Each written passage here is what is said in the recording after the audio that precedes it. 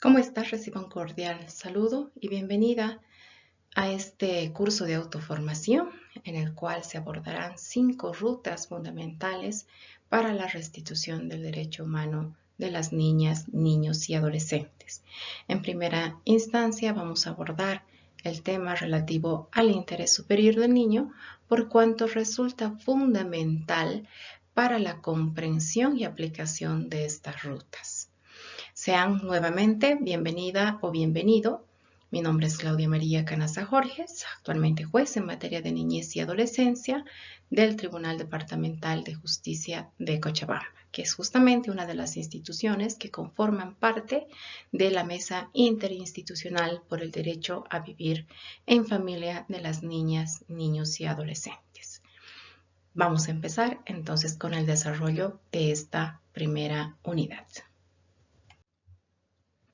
Bien, entonces, para poder hablar del interés superior del niño, es fundamental referirnos a la Convención sobre los Derechos del Niño de 20 de noviembre de 1989, que establece en su artículo 3 justamente el interés superior del niño. Sin embargo, aclarar que este instrumento no es el primero que hace referencia al interés superior del niño. Ya lo hizo la Declaración de los Derechos del Niño.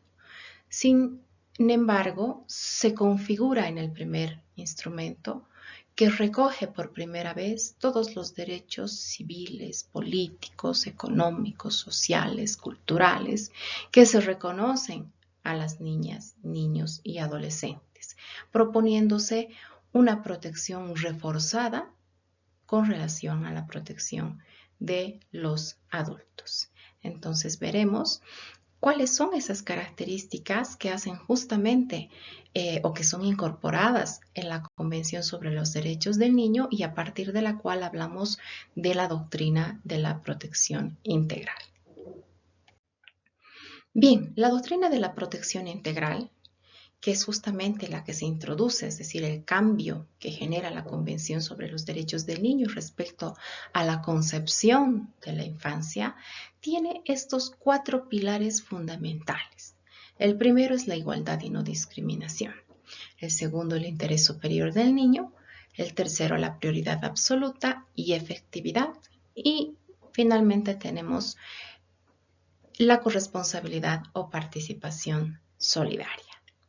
La igualdad y no discriminación se configura en un principio fundamental para el reconocimiento de los derechos humanos como universales para todas las personas, porque no es simplemente parte o principio que configura o parte de la Convención sobre los Derechos del Niño, sino que es un principio que está en todos los instrumentos de protección de derechos humanos, justamente con la finalidad de reconocer estos derechos humanos para todas las personas, sin discriminación de ningún tipo, ya sea por raza, por religión, por situación económica, por orientación sexual, etc. El interés superior del niño, que es justamente lo que vamos a abordar, ¿no? Nos tiene que llevar a pensar que lo que busca o lo que se busca justamente a partir del reconocimiento de las niñas, niños y adolescentes como sujetos de derechos es que estos derechos, al ser efectivos, es decir, al garantizar que las niñas, niños y adolescentes gocen de manera efectiva de estos derechos, estamos contribuyendo a ese desarrollo integral, a la posibilidad, después de referirnos a estos niños ya jóvenes, adultos, como personas que han sido debidamente formadas, personas que han alcanzado una edad y que son responsables de sus actos. La prioridad absoluta y efectividad. Bueno, la prioridad absoluta, su nombre por sí mismo, nos tiene que llevar a establecer que todo en cuanto a atención, protección, asistencia, socorro, asignación de recursos económicos y cualquier otra circunstancia que sea necesaria atender con prioridad para garantizar los derechos. La efectividad de los derechos de las niñas, niños y adolescentes debe ser atendido con prioridad. Y la efectividad, por supuesto que está relacionada con la prioridad absoluta, básicamente se refiere a que los estados que han ratificado este instrumento internacional deben asumir medidas legislativas, administrativas o de cualquier otra índole para que estas disposiciones establecidas en la Convención sean realmente efectivas. Podamos realmente garantizar que nuestras niñas, niños y adolescentes gocen efectivamente de sus derechos. Finalmente tenemos la corresponsabilidad o participación solidaria, que no es otra cosa que esa responsabilidad que tiene el Estado en sus 3 niveles, hablando de nuestro Estado boliviano, en el nivel central, departamental y municipal, como las propias familias y la sociedad para ser responsables, para a través de mecanismos de participación solidaria puedan garantizar que las niñas, niños y adolescentes puedan hacer efectivos sus derechos. Bien. Indicábamos que el interés superior del niño está establecido en el artículo 3 de la Convención sobre los Derechos del Niño e indica: en todas las medidas concernientes a los niños que tomen las instituciones públicas o privadas de bienestar social, los tribunales, las autoridades administrativas o los órganos legislativos, una consideración primordial a la que se atenderá será el interés superior del niño.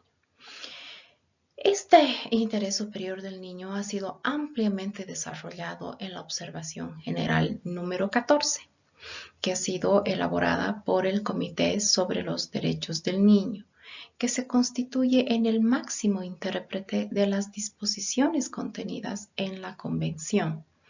Es importante indicar que la necesidad surgió justamente con la finalidad de que se tenga una mejor comprensión y en consecuencia se pueda contar con una aplicabilidad de este artículo de manera adecuada por los estados partes. Es así justamente que esta observación general número 14 establece que el interés superior del niño tiene una triple dimensión. Por un lado, puede ser un derecho sustantivo, por otro lado, un principio jurídico interpretativo fundamental o una norma de procedimiento.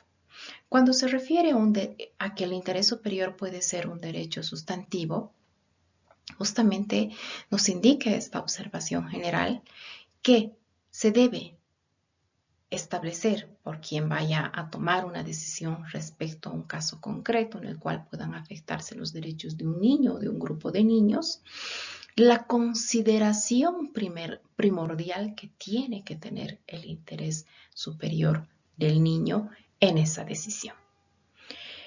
Cuando nos referimos a esta segunda dimensión, como principio jurídico interpretativo, tenemos que nosotros establecer que si una disposición, por ejemplo, resulta ser mucho más beneficiosa, mucho más favorable para la protección, para la garantía, para ese goce efectivo de los derechos de los niños, tenemos que aplicar justamente esta disposición a la luz del interés superior del niño como principio jurídico interpretativo.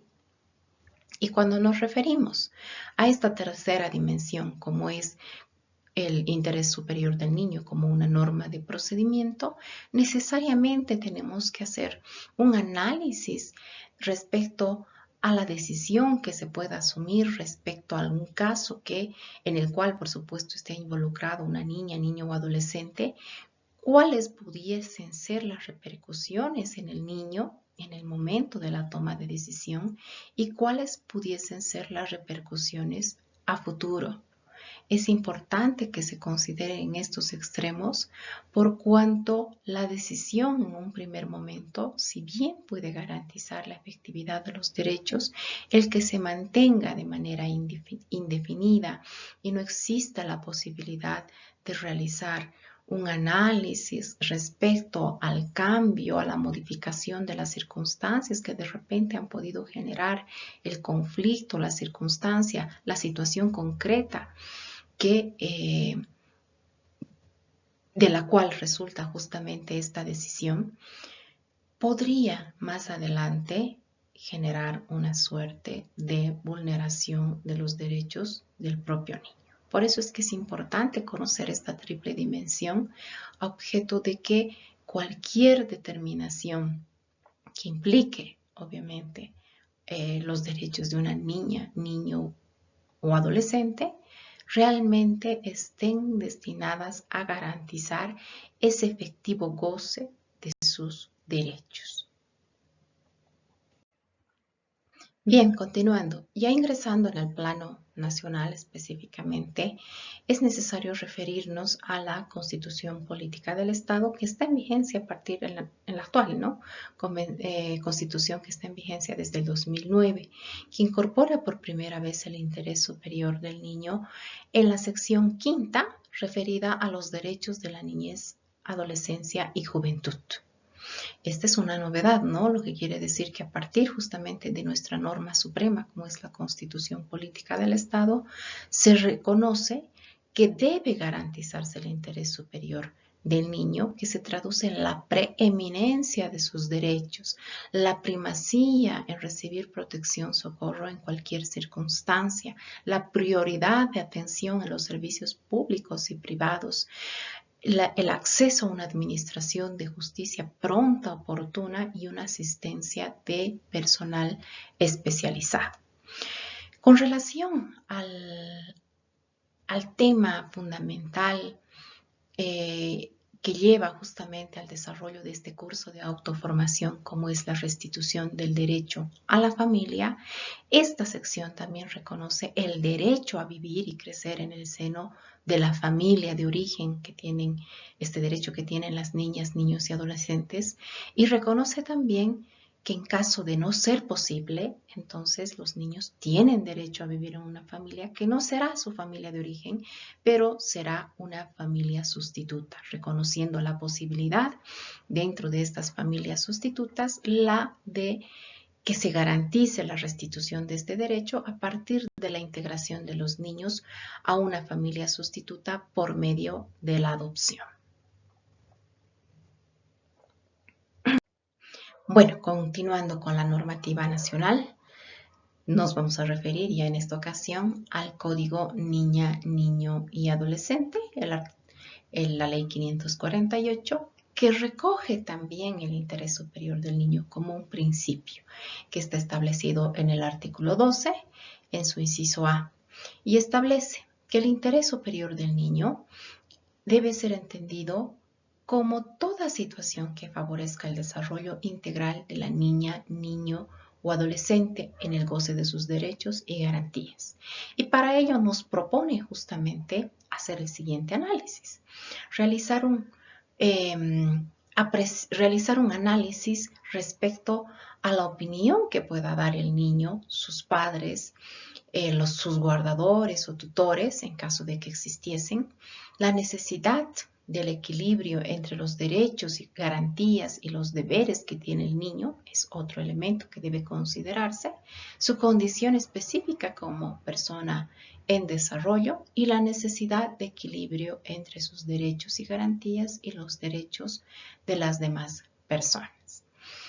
Este principio que rige no solamente al sistema de protección de la niña, niño, adolescente que está establecido justamente en el código, sino también rige para el sistema penal para adolescentes. De ahí justamente la importancia trascendental que tiene el interés superior del niño para que las niñas, niños y adolescentes puedan gozar de manera efectiva de estos sus derechos.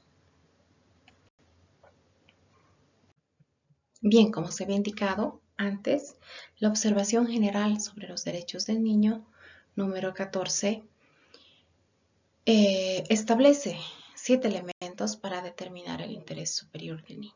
Entre estos elementos están la opinión del niño, la identidad, la preservación del entorno familiar y mantenimiento de sus relaciones, la protección, cuidado y seguridad, la situación de vulnerabilidad, el derecho a la salud y el derecho a la educación que tienen los niños. Estos 7 elementos son importantes, sean analizados según el caso concreto, porque debo indicar que no todos los elementos se van a presentar en todos los casos. En algunos se presentarán algunos elementos, en otros menos elementos, en otros más elementos. Pero son estos los importantes que debe uno revisar si se presenta en el caso concreto que se le está haciendo conocer, y a la luz justamente de la explicación que cada uno contiene, analizar y determinar posteriormente la posible respuesta o solución que se pretenda dar al caso concreto que uno tiene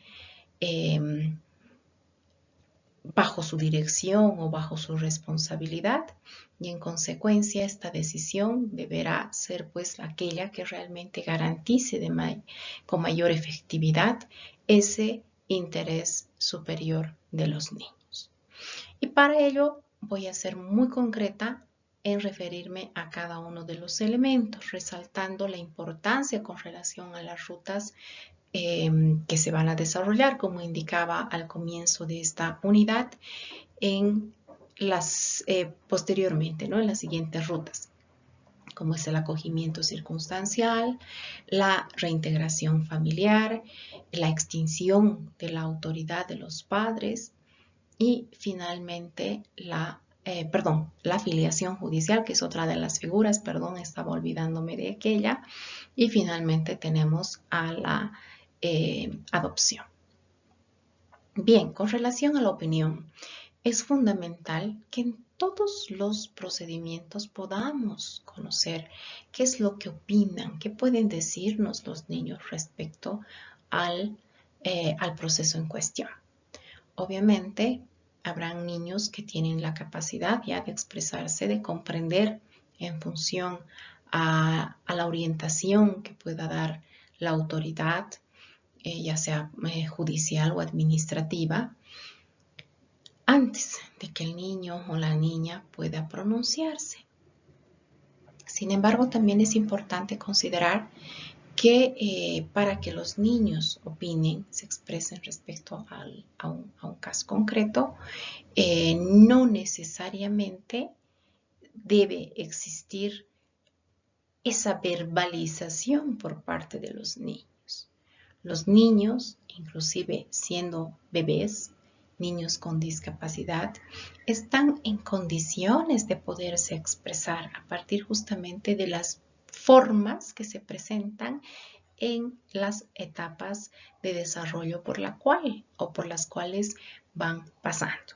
Refiriéndonos a los niños pequeños, a los bebés, por ejemplo, que aún no saben hablar, sin embargo, el llanto que ellos puedan presentar, el rechazo que uno pueda advertir respecto a la presencia de alguna persona cercana al niño. Entonces son alertas, son formas justamente que uno debe considerar para saber qué es lo que nos trata de decir el niño. Lo propio con los niños que presentan algún tipo de discapacidad que les limite justamente hablar. Sin embargo, a través de los movimientos, los balbuceos, podrían también ellos expresarse, ¿no? Con relación, por ejemplo, a una reintegración familiar, cuando los niños han sido alejados de su entorno familiar de origen o nuclear, y justamente son quienes piden la reintegración de los niños. Entonces es posible que estos niños más pequeños que aún no hablan, o los niños o adolescentes que presentan alguna discapacidad que tampoco les permite expresarse verbalmente, puedan hacerlo a través justamente de esos factores, de esos movimientos, de sus condiciones fisiológicas, que si bien les limita la expresión, sin embargo, tienen otras formas de expresarse, como indicaba, así como el llanto, los movimientos que puedan presentar.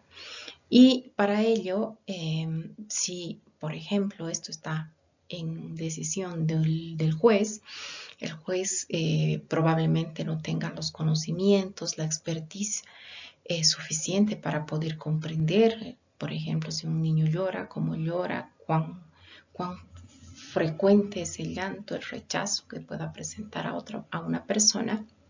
Sin embargo, el juez tiene toda la posibilidad de poder solicitar el apoyo, el auxilio de profesionales que por supuesto están formados para trabajar con esta población, ¿no? Con estas poblaciones, niños más pequeños que aún no están hablando o niños que están o que presentan algún tipo de discapacidad que limita el lenguaje. En consecuencia, no se puede minimizar el que al tratarse de bebés o niños con discapacidad no puedan expresarse con relación a una determinada situación. La identidad es otro elemento importante y que debe ser considerado justamente porque si bien hablamos de niñas, niños, adolescentes, sin embargo, no todos tienen las mismas características.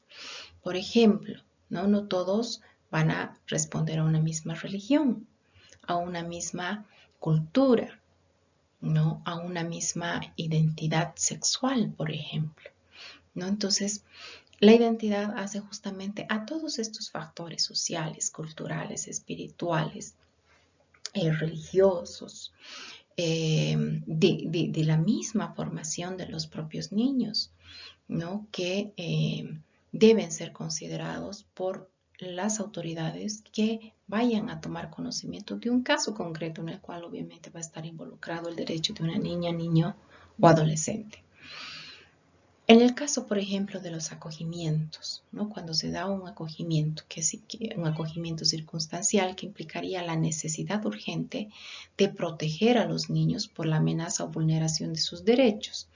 Será importante para la instancia, en este caso, como es la Defensoría de la Niñez y Adolescencia, a quien la ley le da la atribución justamente de asumir esta medida de protección, de que al alejarlos a los niños, los lleven a centros de acogida, o lo que comúnmente conocemos como hogares, que pretendan generar un cambio, una transformación en la conciencia religiosa, por ejemplo, de los niños, ¿no? Cuando los niños tienen justamente, o ese niño o esa niña o ese adolescente tiene una cultura, una religión establecida fruto de sus usos y costumbres que se presenten, ¿no?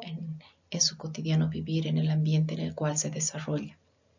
Y que al integrarlo a un centro de acogida que de repente tiene otro tipo de visión, otra religión, particularmente hablando de la religión, puede pretender generar un cambio justamente en los niños. Y esto podría ser considerado como un atentado a ese derecho a la identidad que ellos tienen.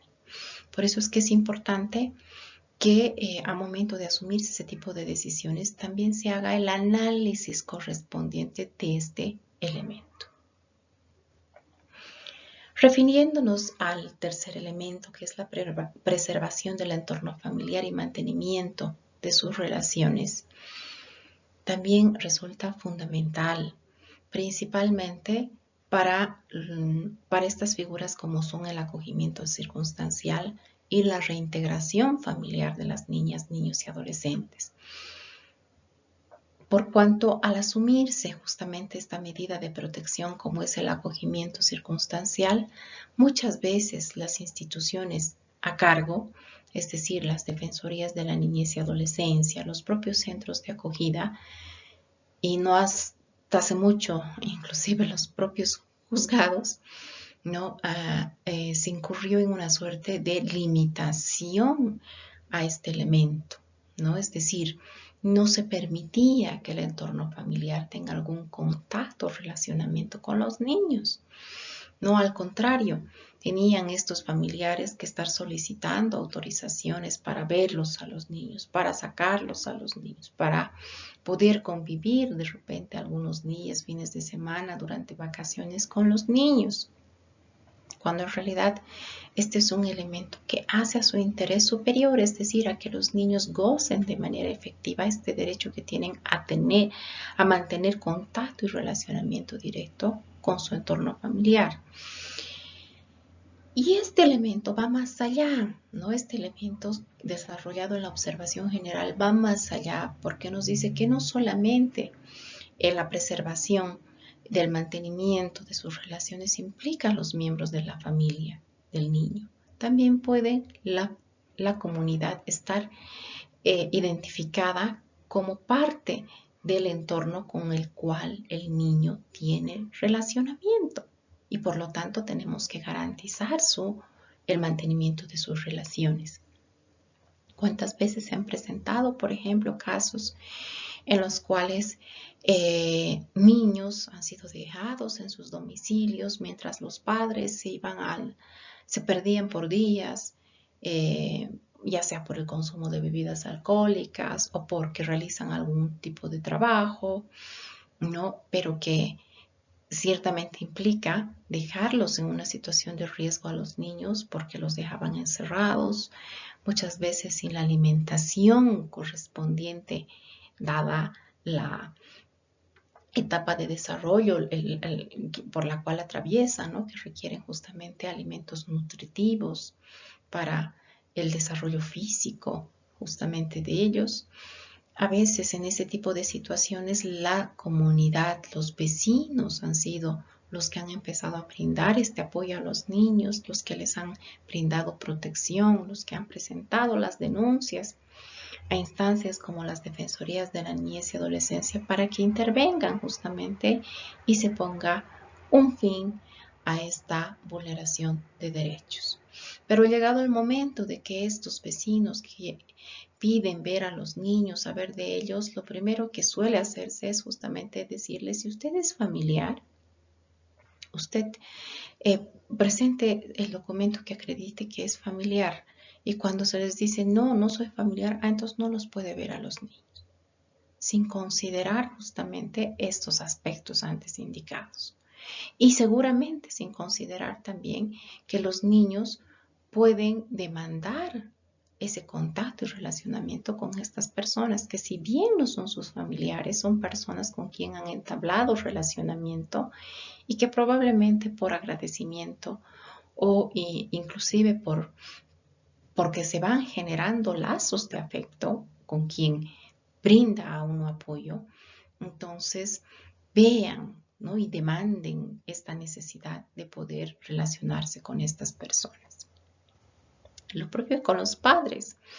Muchas veces se ha limitado el contacto de los niños con los padres y esto justamente no podría darse salvo, así como lo dice la propia Convención sobre los Derechos del Niño, salvo ese contacto y ese relacionamiento resultase ser contrario al interés superior del niño.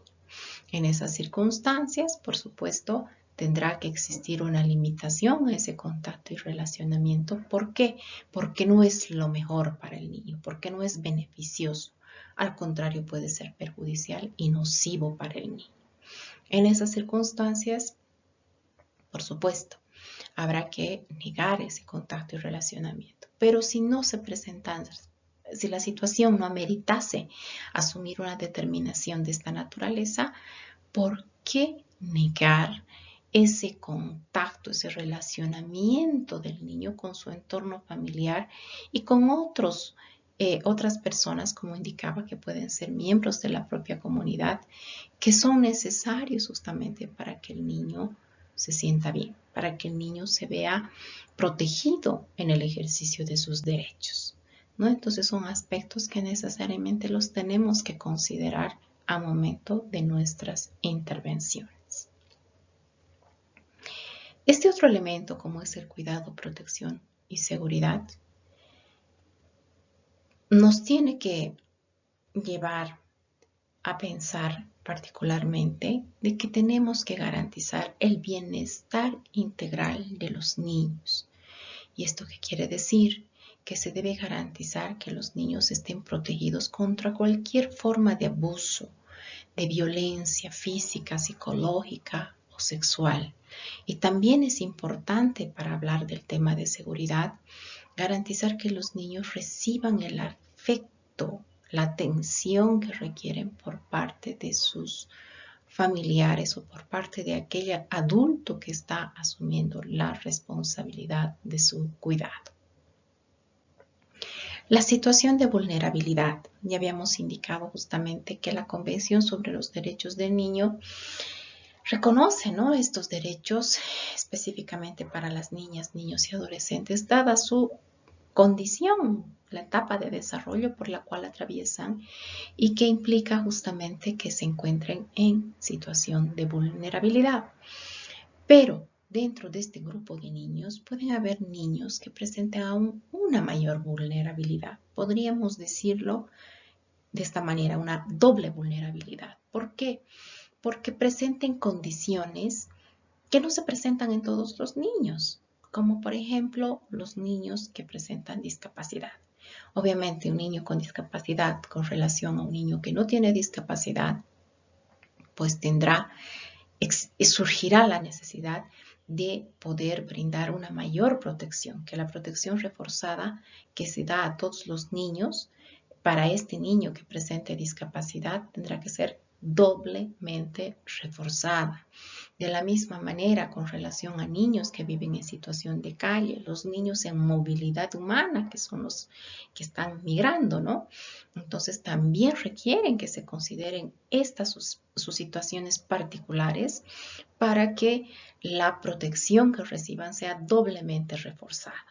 Y al respecto, lo que quiero rescatar es que el Código Niña, Niño, Adolescente reconoce respecto a la aplicación, al ámbito de aplicación de las disposiciones contenidas en el Código, que no son solamente aplicables a los niños bolivianos, porque no lo dice así, sino dice que se aplicarán a todas las niñas, niños y adolescentes que se encuentren en territorio nacional.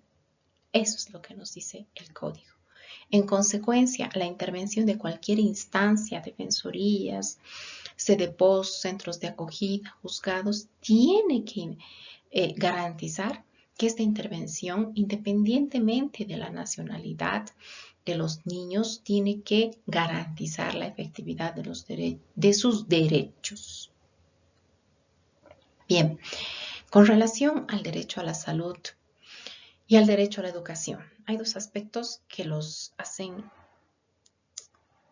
que coinciden en ambos, como es el acceso a estos servicios que son gratuitos, que deberían ser gratuitos y además deben ser servicios a los cuales los niños puedan acceder sin dificultades y sean además de calidad. La salud en específico implica también que se deba informar a los niños respecto a los tratamientos, a las posibles repercusiones que pueda traer un tratamiento en la vida del niño, ¿no? Inclusive cuando es necesario asumir alguna determinación respecto al tratamiento que pueda ir, por ejemplo, en contra de la religión de los padres, porque sabemos que hay religiones, por ejemplo, que prohíben transfusiones de sangre, pero resulta que en el caso concreto que aqueja al niño, la transfusión de sangre se va a configurar o se va a constituir en un elemento fundamental para salvarle la vida. En atención a este elemento que es el derecho a la salud, tendrá pues que primar por encima de la creencia religiosa que tenga el padre, el derecho a la vida que tienen los niños. En cuanto al derecho a la educación, también, como indicaba, debe ser de acceso gratuito y de calidad. Es importante considerar que la educación o el ámbito de la educación se configura en un espacio más donde las niñas, niños y adolescentes se interrelacionan van formándose, van forjándote, van madurando, van forjando sus relaciones con otras personas más allá del entorno familiar. Por lo tanto, debe garantizarse que los ámbitos escolares también reúnan las condiciones a partir inclusive de los miembros de la propia comunidad educativa, como lo serían las maestras, maestros, plantel administrativo y demás, que sean profesionales debidamente capacitados, idóneos para el ejercicio de sus funciones, no de tal manera que se garantice que también van a ser efectivos en estos espacios los derechos de los niños, porque muchas veces suele presentarse vulneraciones dentro del ámbito escolar que posteriormente se configuran en un obstáculo, en una limitación para el ejercicio efectivo de los derechos de los niños, por cuanto estos, a raíz justamente de esta vulneración o de estas vulneraciones, ya no quieren asistir a sus colegios, a las escuelas, y esto, por supuesto, de nada va a contribuir en su desarrollo integral. Habrán visto, en consecuencia, que estos elementos resultan fundamentales para ser analizados en los casos que se vayan a presentar, para que en función a este análisis la decisión que se asuma realmente esté orientada a garantizar esa preeminencia de los derechos de los niños. Por esta razón es que yo les invito además a que puedan revisar de manera amplia el contenido de la observación general 14 para que puedan tener una comprensión a profundidad de cada uno de estos elementos. Bien, el Código Niña, Niño, Adolescente incorpora, indicaba anteriormente, al interés superior del niño como un principio establecido en el inciso A del artículo 12 de este cuerpo normativo, y del cual se desprenden estos 4 elementos: la opinión del niño, de su madre, de su padre, de ambos, de su tutor, tutora, guardador o guardadora, que son importantes justamente para la consideración del interés superior del niño. La condición que tenga el niño, ¿no? Es decir, estamos hablando de una persona en proceso de desarrollo y por lo tanto es importante que se considere esta su condición para asumir alguna decisión respecto a algún caso concreto. La necesidad del equilibrio de sus derechos y de sus deberes es otro elemento importante y del cual quiero resaltar lo siguiente, que muchas veces las personas confunden, ¿no?, el actuar, la toma de sus decisiones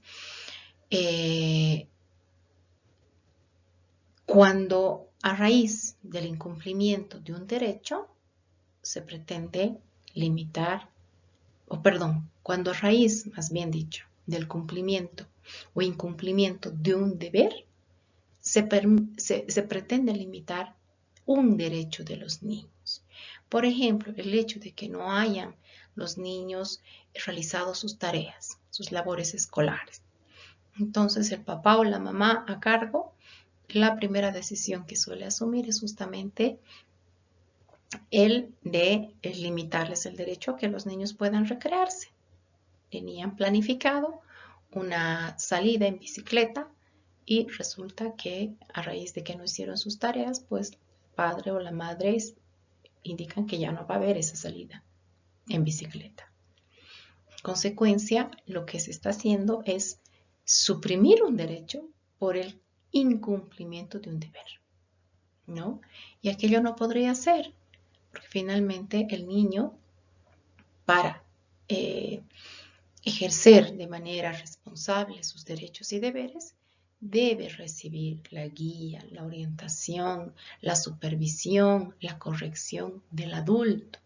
Pero si el adulto no tiene tiempo, si el adulto no conversa, si el adulto no se preocupa por cómo está el niño, qué le pasa al niño, en qué requiere reforzarle el adulto al niño, ¿no? Entonces, obviamente, no va a haber un incumplimiento de deberes, pero que de ninguna manera puede resolverse a través de la limitación de un derecho.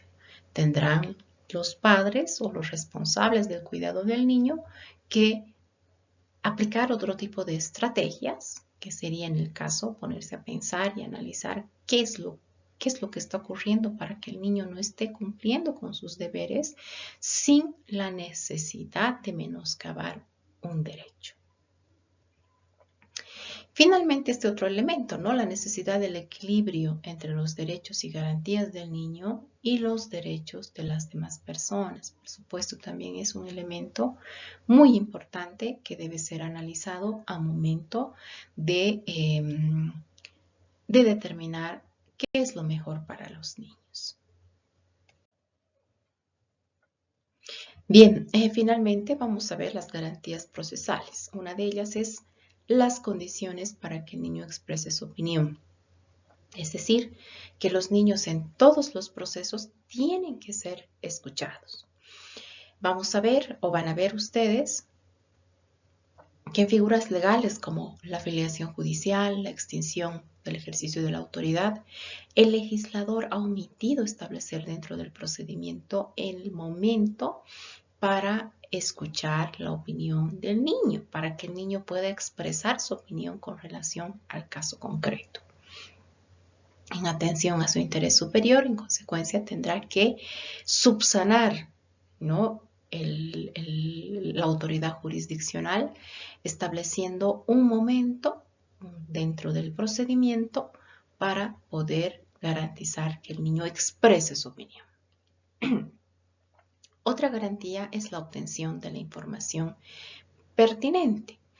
Y esto está relacionado a la necesidad de contar con información, con prueba que realmente nos permita establecer con relación al caso concreto que se pone en conocimiento de la autoridad, cómo es que se va a resolver esa situación, cómo es que vamos a garantizar realmente el interés superior de los niños. Y para eso, la autoridad judicial está en la obligación de munirse de toda la información que sea necesaria para poder establecer estas circunstancias.